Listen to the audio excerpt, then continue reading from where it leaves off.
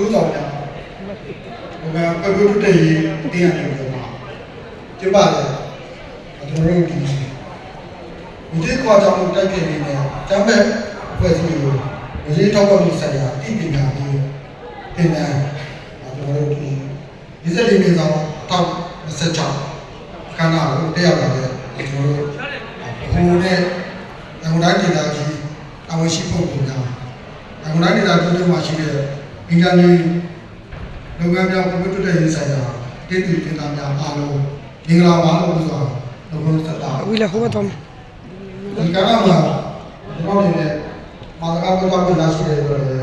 ငါးပါးကိုငါးတော့ဘုရားပါကျွန်တော်တို့ဟုတ်တယ်အမလျှောက်လာမာနိုင်ငံရဲ့လက်ရှိပြည်ပေါ်နေတဲ့စီးပွားရေးလူလူတွေအခြေအနေများရာအချက်အချာလုပ်ငန်းဒီကအရေးကြီးတဲ့ခန်းကဏ္ဍတွေတော့ပါဝင်နေတာတော့အားလုံးအပြည့်ပဲဖြစ်ပါတယ်ဒီလိုအဓိကအရေးကြီးတဲ့ခန်းကဏ္ဍတွေတော့ပါဝင်နေတဲ့ကျွန်တော်စီးပွားရေးလုပ်ငန်းကြီးဖြစ်တဲ့အတွက်ကြောင့်မို့ဒီအချက်အချာလုပ်ငန်းကနေပြီးတော့ငွေကြေးစီးဆင်းမှုတွေဟာနိုင်ငံတော်ချမှတ်ထားတဲ့စီမံစည်းကမ်းများနဲ့လက်ရှိနိုင်ငံတော်အပေါ်မှာအကျိုးသက်ရောက်မှုကောင်းမွန်တဲ့အကျိုးသက်ရောက်မှုတွေဖြစ်ဖို့အတွက်အများကြီးကြီးပါတယ်ဒီဘက်ကတော့ကျွန်တော်တို့ဒီတော့စရိတ်မှာတက်ထားခဲ့တဲ့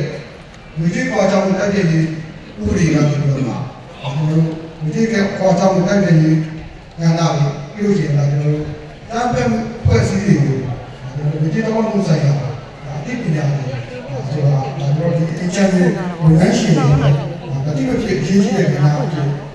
ခဏခဏကြီးအဲ့ဒါလေးပါရှိနေတာအားလုံးသိရှိရပါတယ်ကျွန်တော်တို့ဒီမတိခွာကြောင့်တက်တဲ့ဥပဒေမှာဆိုလို့ရှိရင်လည်းကျွန်တော်တို့ဒီဘက်ပုံချက်ကျွန်တော်တို့ပုံမှန်တော့ဒီကိုကြီးခွာကြောင့်တက်တဲ့ပတ်သက်လို့ဒီဝေချင်းတွေကိုတရားမဝင်ဆောင်ရွက်တဲ့အခါမှာ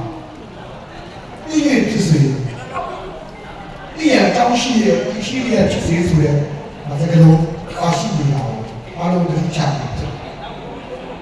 ဆိုတော့ကျွန်တော်တို့ကနိုင်ငံတော်ကနေပြီးတော့ဥပဒေပြသတ်မှတ်လိုက်တဲ့အခါမှာဒီဥပဒေကိုမသိလို့ပါဆိုတဲ့အကြောင်းပြချက်ကိုကျွန်တော်တို့တရားပွဲဆွဲဖွဲ့စည်းနေတယ်တရားစီရင်ဆိုင်ရာ